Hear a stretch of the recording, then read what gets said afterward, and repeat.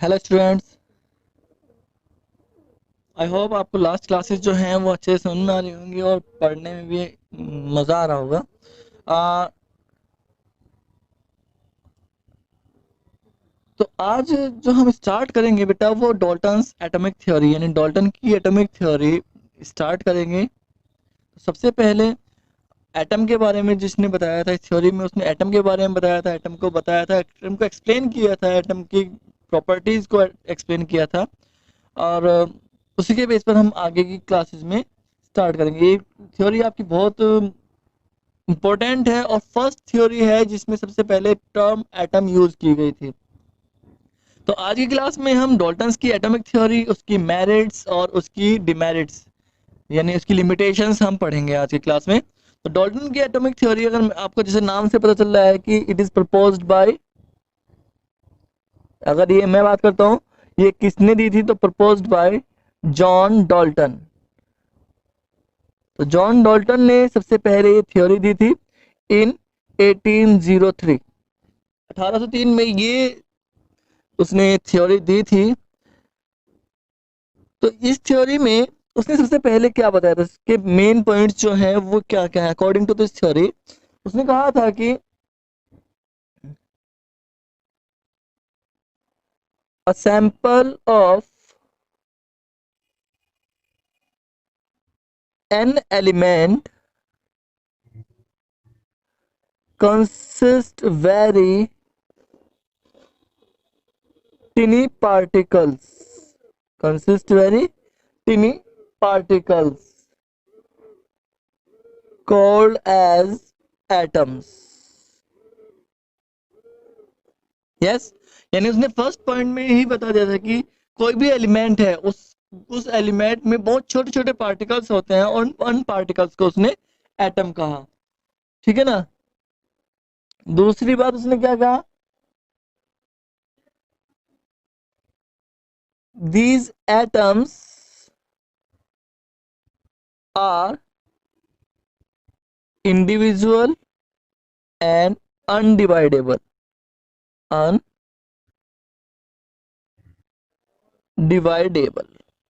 यानी उसने कहा कि इंडिविजुअल हैं, अपनी तरह के एक हैं, अपनी तरह के अलग हैं, बिल्कुल सबसे अलग होते हैं। और अनडिवाइडेबल सबसे छोटे होते हैं, इनसे छोटा कुछ नहीं होता। ये सबसे छोटे होते हैं और इनसे छोटा कुछ नहीं होता। Is that clear? Next, next point उसने कहा कि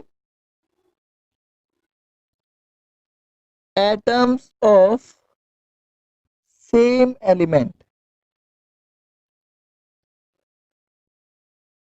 atoms of same elements are identical. Identical का मीनिंग होता है सिमिलर, यानी एक ही, अगर एलिमेंट एक ही है तो उसके एटम्स भी एक जैसे ही होंगे इन ऑल मैनर्स।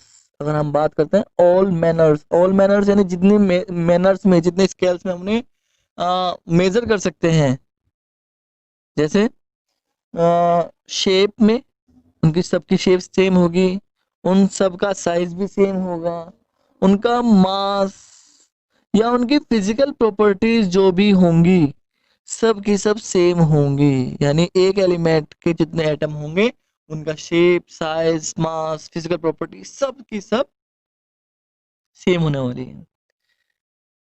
दूसरी चीज उसने कही थी कि atoms of different element, atoms of different elements are different in different in all manners. All manners समझ में आ गया आपको? Shape, size, mass, physical properties, यानी तो में सब में डिफरेंट होगा, बट डिफरेंस होंगे। ठीक है ना। नेक्स्ट पॉइंट उसने क्या कहा, atom is the smallest unit, atom is the smallest unit which take part in chemical reaction, यानी एटम जो है सबसे छोटी यूनिट होती है जो केमिकल रिएक्शन में पार्ट भी करती हैं। यस,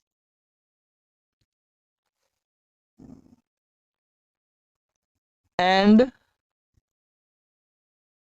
कंबाइन, जब इन कंबाइन होगा in the ratio of whole numbers, इनका जो रेशियो होगा, इंटीजर जो होगा वो होल नंबर्स होंगे, वो इंटीजर होंगे, फ्रैक्शन नहीं होंगे। ये चीज आपको याद रखनी है, ठीक है ना। एंड लास्ट वन, उसने लास्ट पॉइंट क्या कहा था, लास्ट पॉइंट आपको ध्यान से पढ़ना है। The relative numbers and kind of atoms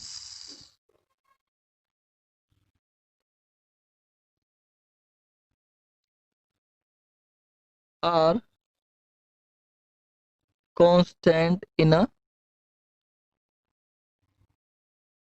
compound. देखो ध्यान से, डाल्टन की एटॉमिक थ्योरी मैं फिर से एक्सप्लेन कर रहा हूँ कि डाल्टन ने, जॉन डाल्टन ने प्रपोज की थी 1803 में। उन्होंने कहा था कि कोई भी एलिमेंट, पहले वन बाय वन एक्सप्लेन कर रहा हूँ। उन्होंने कहा था कि कोई भी एलिमेंट जो होता है, किसी भी एलिमेंट का सैंपल होता है, वो छोटे छोटे पार्टिकल्स कंसिस्ट किया होता है, जो नाम एटम कहा। उसने कहा कि एटम जो होते हैं इंडिविजुअल होते हैं, अपनी तरह के अलग होते हैं इनसे, और अनडिवाइडेबल होते हैं, और सबसे छोटे होते हैं, इनसे छोटा कुछ नहीं होता, अनडिवाइडेबल, जिन्हें डिवाइड नहीं किया जा सकता। एटम जो होते हैं, सेम एलिमेंट के एटम सेम होंगे सभी मैनर्स में, चाहे उनकी शेप हो, साइज भी शेप सेम, शेप भी सेम, मास भी सेम, और फिजिकल प्रॉपर्टीज भी उनकी सेम होगी। एटम जो होते हैं वो डिफरेंट एलिमेंट्स के जो एटम होंगे वो डिफरेंट होंगे शेप, साइज, मैटर्स में। और उसके बाद उसने कहा कि एटम जो स्मॉलेस्ट यूनिट होती है, जो केमिकल रिएक्शन में पार्ट करती है, और जब वो करेगी, रिएक्शन में पार्ट करेगी, तो रेशियो जो होगा होल नंबर होगा, इंटीजर होगा, फ्रैक्शंस नहीं होंगे। क्लियर है। और क्या केमिकल रिएक्शन में पार्ट करता है, याद रखिएगा, टू फॉर्म कंपाउंड। कंपाउंड का फॉर्मेशन करता है ये, हमेशा कंपाउंड का फॉर्मेशन कह लेते हैं, या फिर कह लीजिए मॉलिक्यूल का फॉर्मेशन करता है। ओके। और तो रिलेटिव नंबर ऑफ, एंड जो रिलेटिव नंबर होंगे और काइंड होंगे एटम्स के किसी भी कंपाउंड में, उसके काइंड और रिलेटिव जो हैं वो सब के सब, जो यानी कंपोजिशन होगा कंपाउंड का, वो हमेशा कांस्टेंट होगा। ये चीज कहता है सारे, यानी 1 2 3 4 5 6, दीज आर द 6 पॉइंट्स जो आपको याद रखने हैं। तो ये चीजें समझ में आ रही हैं। तो अगर हम बात करते हैं, अब बात करते हैं कि इसकी मेरिट्स।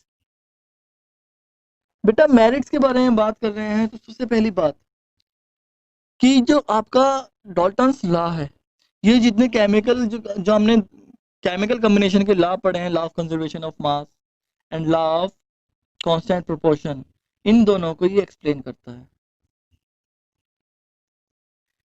कह लीजिए it is completely explain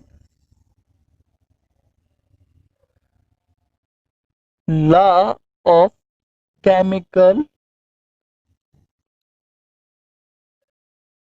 composition, sorry chemical combination.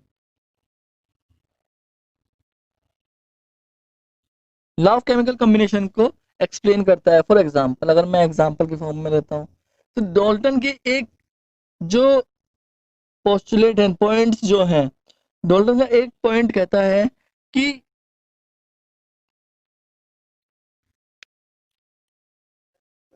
ये जो है एटम जो है smallest unit of the chemical reaction में पार्ट करती है, और वो जब कंबाइंड होते हैं वो रेशियो ऑफ होल नंबर्स करते हैं, रेशियो ऑफ होल नंबर्स, यानी एटम को हम रेशियो ऑफ होल नंबर्स और टू फॉर्म कंपाउंड जो मैंने लिखा होता है, यानी फिफ्थ जो पोस्टुलेट है, वो लॉ ऑफ कंजर्वेशन ऑफ मास को रिप्रेजेंट करता है। यानी जितना एटम रिएक्ट करेंगे उतने ही मॉलिक्यूल का फॉर्मेशन वो करेंगे। फॉर एग्जांपल,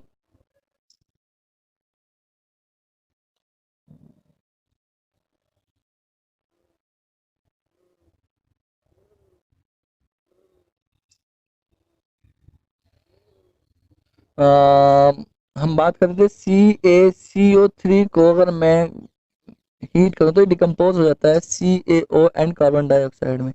तो कार्ब इसका जो रिएक्शन हो रही है, एक मॉलिक्यूल इसका एक मॉलिक्यूल इसका यूज हो रहा है, एक वो एक दोनों का एक मॉलिक्यूल बनकर एक मॉलिक्यूल का फॉर्मेशन होता है। होल नंबर्स में कर रहे हैं ये रिएक्शन, और इंटीजर में कर रहे हैं, फ्रैक्शंस में नहीं कर रहे हैं। या कह लीजिए एक कार्बन का आइटम, दो तीन ऑक्सीजन के आइटम, फ्रैक्शंस तो नहीं है ना बेटा। तो ये चीजें यहाँ पर आपको ध्यान देनी है, इसी फॉर्म में ये हमेशा रिएक्शन करते हैं। दूसरी चीज कि लॉ ऑफ केमिकल कॉम्बिनेशन में हमने जॉल्टन ने एक चीज और कही थी कि जो एटम है it can be neither destroyed और नाइदर बी क्रिएटेड। एटम ने सबसे पहली जो चीज कही थी कि भाई ये जो एटम है, अगर मैं बात करता हूँ तो एटम्स, यहाँ पर फर्स्ट पॉइंट में थोड़ा सा ऐड कर रहा हूँ, atoms which can not be created and nor destroyed, यानी वो हमेशा सेम रहते हैं। तो अगर वो केमिकल रिएक्शन में जाएंगे तो भी सेम रहेंगे, तो सेम रहेंगे तो उनका मास, अगर मैं कहूँ कि एक एलिमेंट है ए और एक बी और इन्होंने प्रोडक्ट बना के सी बनाया है, तो ए और बी का मास तो इसके मास के इक्वल हो जाएगा अपने आप ही। तो और यही चीज लॉ ऑफ केमिकल कंजर्वेशन कहता है, लॉ ऑफ कंजर्वेशन ऑफ मास कहता है। तो ये चीज आपको क्लियर है। तो law completely explain law of chemical combination और होल नंबर्स वाला दोनों करते हैं। इसके साथ साथ अगर मैं बात करता हूँ लॉ ऑफ कांस्टेंट प्रोपोर्शन, आप इसका 6th पॉइंट देखिएगा बेटा कि लॉ ऑफ कांस्टेंट प्रोपोर्शन को वो कह रहा है कि the relative number and kind of atoms are constant in compound. किसी भी कंपाउंड में जो एटम होते हैं उनके नंबर और उनके टाइप, काइंड यानी टाइप हो गया, वो जो है दोनों के दोनों कांस्टेंट होते हैं। यानी अगर मैं कहता हूँ कि H2O, तो H2O में ये हाइड्रोजन और ऑक्सीजन से मिलकर बना हुआ है, और इसमें दो एटम हाइड्रोजन का और एक एटम ऑक्सीजन का है, तो ये हमेशा कांस्टेंट रहेगा अकॉर्डिंग टू डाल्टन। और यही चीज लॉ ऑफ कांस्टेंट प्रोपोर्शन में हमने पढ़ी है। यस। अगर मैं बात करता हूँ नेक्स्ट मेरिट की, इसकी अगली मेरिट क्या है बेटा, इसकी अगली मेरिट है कि सबसे पहला फर्स्ट एक्सप्लेनेशन है जो एटम और मॉलिक्यूल को सेपरेट करता है। लिख लेते हैं, first explanation which completely separate atom and molecules। Okay, तो मेरिट समझ में आती है। डिमेरिट्स के बारे में बात कर लेते हैं थोड़ा सा।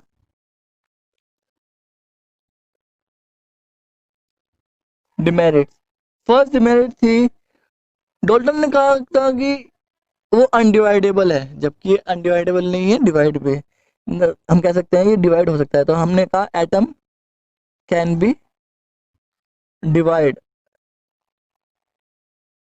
इन इलेक्ट्रॉन, प्रोटॉन एंड न्यूट्रॉन। इन तीन को हम फंडामेंटल पार्टिकल्स बोलते हैं। क्या बोलते हैं? Fundamental particles. तो एटम को डिवाइड कर सकते हैं इलेक्ट्रॉन, प्रोटॉन, न्यूट्रॉन में, तो अनडिवाइडेबल नहीं है रहा, तो उसने डिवाइडेबल कहा था, सॉरी वो अनडिवाइडेबल कहा था, जबकि डिवाइडेबल है। दूसरा, उसने कहा था कि एक ही टाइप के एलिमेंट्स का मास सेम होता है, डिफरेंट का मास डिफरेंट होता है, लेकिन इन आइसोटॉप्स एंड आइसोबार्स। आइसोटॉप्स और आइसोबार्स के बारे में बात कर लेते हैं। आइसोटॉप्स, इनका मास एक ही एलिमेंट का डिफरेंट मास वाले एटम होते हैं, same element but different mass, mass different होता है, ये चीज याद रहेगा। तो जैसे अगर मैं कार्बन के बारे में बात करता हूँ, कार्बन 12, कार्बन 13, कार्बन 14, अब मास डिफरेंट हो गया सबका। यस।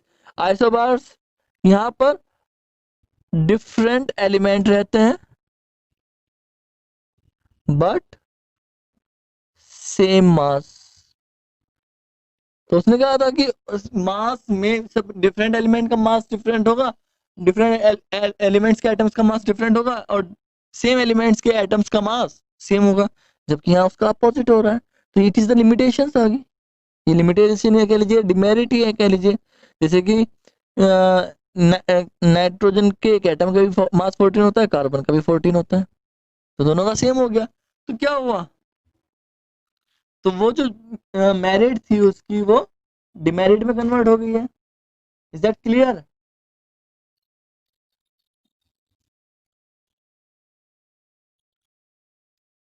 थर्ड वन, उसने केमिकल रिएक्शन की बात की थी कि केमिकल रिएक्शन में जाता है कंपाउंड का फॉर्मेशन करता है, लेकिन कैसे और क्यों ये नहीं बताया था। तो कह सकते हैं it fail to explain why and how elements undergo in chemical reaction. Okay, these are the demerits. तो ये जो आपकी क्लास में आज हमने पढ़ा है डॉल्टन की एटॉमिक थ्योरी, उसकी मेरिट और डिमेरिट, आपको ये चीजें अच्छे से पढ़नी है। बाकी नेक्स्ट क्लास में, थैंक यू।